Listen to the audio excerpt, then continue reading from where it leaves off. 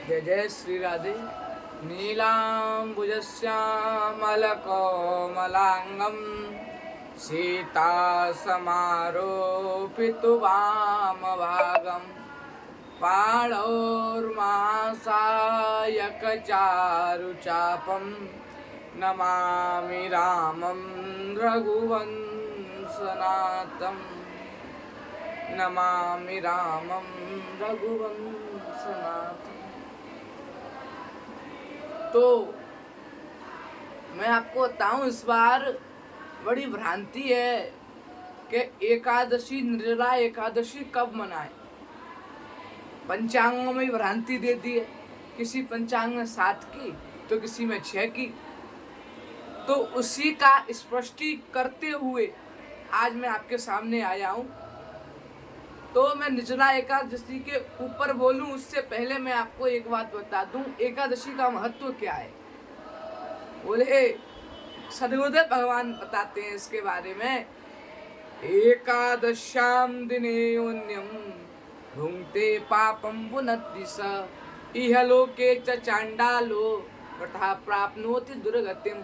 सदगुरुदेव भगवान कहते हैं कि भैया एकादशी के अन्न, एकादश्याम दिने योन्यम, एकादशी के दिन जो अन्न का भुगतान करता है, जो अन्न का पान करता है, जो अन्न को पाता है, क्या होता है। बोले वो अन्न नहीं खा रहा। एकादश्याम दिने योन्यम, अन्न नहीं खा रहा वो क्या। बोले एकादश्याम दिने योन्यम भुंक्ते पापम पुनत्तिशा, वो पाप को खा रहा है, पाप का भक्षण कर रहा है। वो अन्न एकादशी के दिन कौन किसका रूप कर रहा है। बोले पाप का रूप। एकादशी के दिन अन्न नहीं खा रहा, क्या खा रहा है। बोले पाप खा रहा है। भुंक्ते पापम पुनत्तिशा। और भैया एकादशी के दिन पाप खाओगे, अन्न खाओगे, तो मैं हाथ जोड़ के निवेदन करूं, शास्त्र प्रमाण है, क्या होगा। बोले इहलोके च चांडालो, इस लोक में तो चांडाल के समान होई प्रताप प्राप्त दुर्गतिम। मरने के बाद भी सदगति प्राप्त नहीं होगी। आप सोच सदगति प्राप्त हो जाएगी, मरने के बाद भी दुर्गति प्राप्त होगी। इसलिए पहली बात तो ये, एकादशी को अन्न का सेवन, अन्न का पान बिल्कुल ना करें। दूसरी बात ये है कि एकादश्याम दिने योन्यम मुक्तम पापम भुनत्तिशा इहलोके च चांडालो मृता प्राप्नोति दुर्गतिम।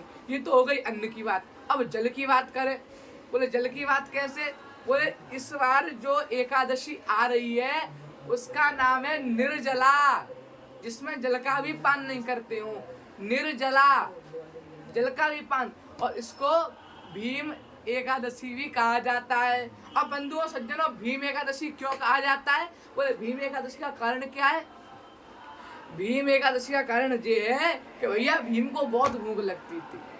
जो 4 भाई थे भीम के, पांडव, वो तो हर एकादशी को हर दान पुण्य हर व्रत करते रहते थे। लेकिन भीम भैया खाने में मजबूत थे, उनको तो भोजन चाहिए। वृकोदरा नाम है उनका, बढ़िया पेट को भर के, है ना। तो भीम भैया को बहुत भूख लगती थी, क्या करें।